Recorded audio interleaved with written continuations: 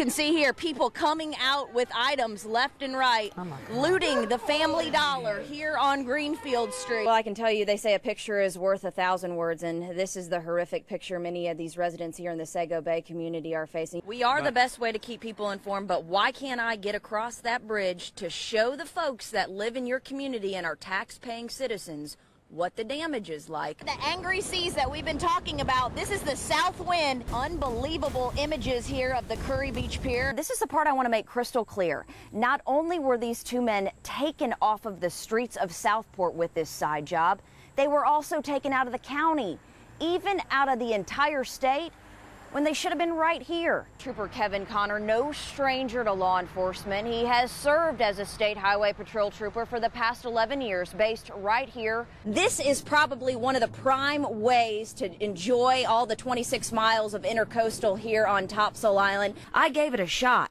Just open the gauze, wipe down your skin, and that's it. Marching and then gliding. This is the storm surge coming through here now.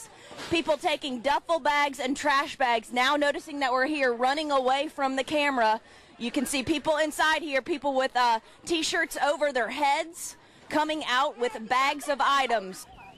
Hey, guys, you know you're looting, right? You know you're stealing. In October, Datisha Montgomery says a woman came to her home and knocked on the door, asking for her absentee ballot. I told her, sure, I haven't filled it out. So she said, you can fill it out here. I filled out 2 names, and she told me that the rest wasn't important, and she would fill it out. I signed it, and I didn't seal it. She said she would seal it herself. She said the woman assured her she would return to show her the completed ballot, but the woman never came back.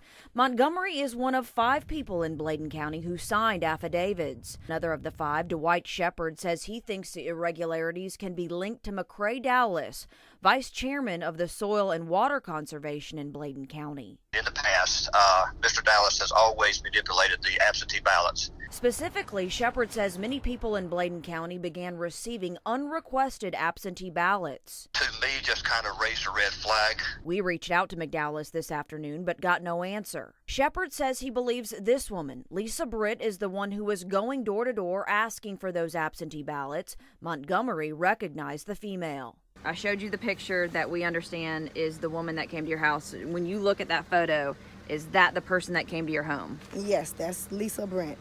Okay, and did she identify herself as Lisa Britt?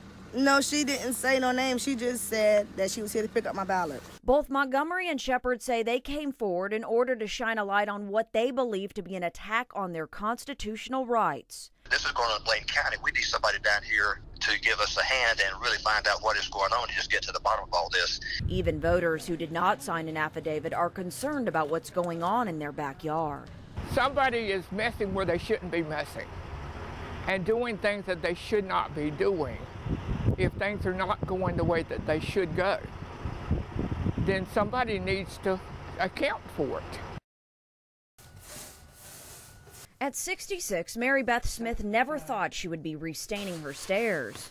I like a little project now and then, but to repair a whole house is a little bit out of my wheelhouse. Smith says she has to do this after she paid a contractor nearly $20,000 on October 31st for a job she says wasn't finished. We signed a contract for $19,500, and they cashed that right away. She says she was taken aback by the hefty deposit, but says the contract with Oak Ridge Construction looked legit, complete with a local address, and she thought she had about $40,000 worth of damage. When the work started, they started the sheetrock and insulation first, and I questioned why they weren't doing the roof. She says the company told her they'd finished the repairs on November 13th, but never returned.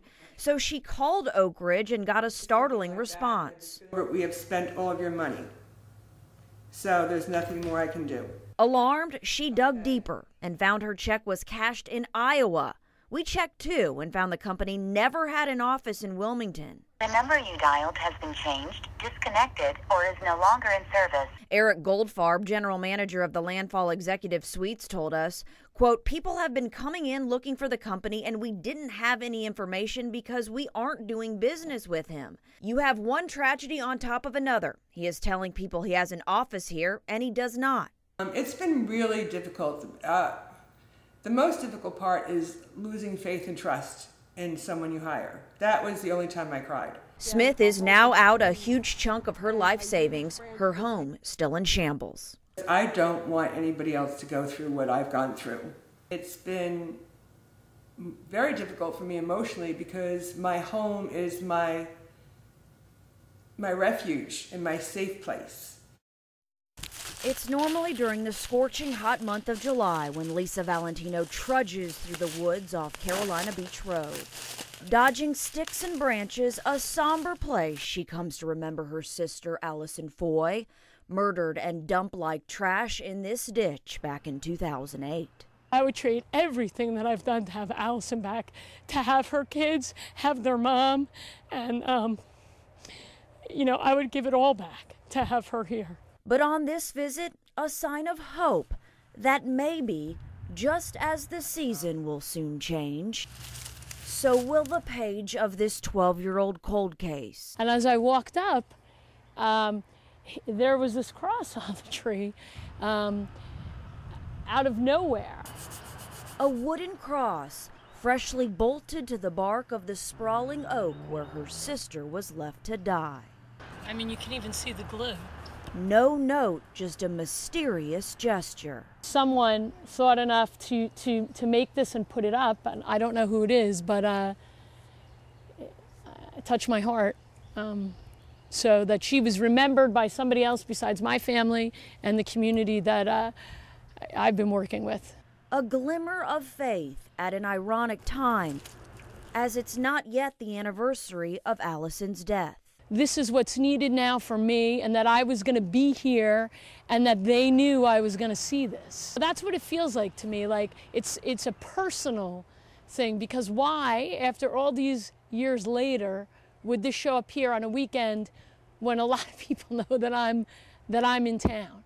A chance encounter, as Valentino just happened to be in town for a missing persons conference and checking in with WPD's new detective on the case. And maybe it's someone's way of saying to me, don't stop what you're doing, persevere, see it through to the end. I prayed for a miracle, and it rolled in today.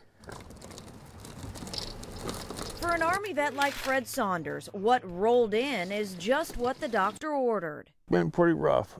I didn't know which way I was going to turn, what I was going to do. What Saunders has been doing is living in this tent for 2 months, and to add insult to injury, using a metal hospital-style wheelchair in already cramped quarters. I was ready to do anything just to survive. Survival could be Tom McCrae's middle name. McCrae, a wounded vet, lives just up the road from his fellow brother in arms and heard about his plight.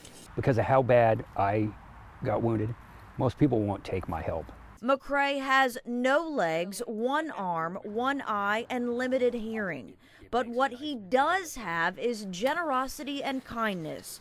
And this brand new $14,000 track wheelchair he wasn't using. I can take what I have and pass it on to somebody that needs it more than me right now. It will significantly increase his mobility getting around. Parked by his tent, Saunders watched as his new ride came rolling in. We're going to make sure you get around this mud just fine, sir. I'm overjoyed inside. A fellow wounded vet helping his disabled neighbor after a storm that made his life more difficult. Nice to meet you. You too. Saunders will now have an easier road. His past filled with hardship. This is my third home I've lost. Once in Floyd, then in a fire, now Florence. His new piece of machinery, not the only surprise that rolled in. I think it looks like a mansion. A brand new handicap-equipped camper, making his road to recovery even easier, thanks to the kind folks from Truckin' for Troops. Inside, I'm about to bubble over. Restoring hope and this vet's faith in his fellow man. Because everywhere I turn, I run into a closed door, and they just happen to come into my life. It restored my faith in humanity.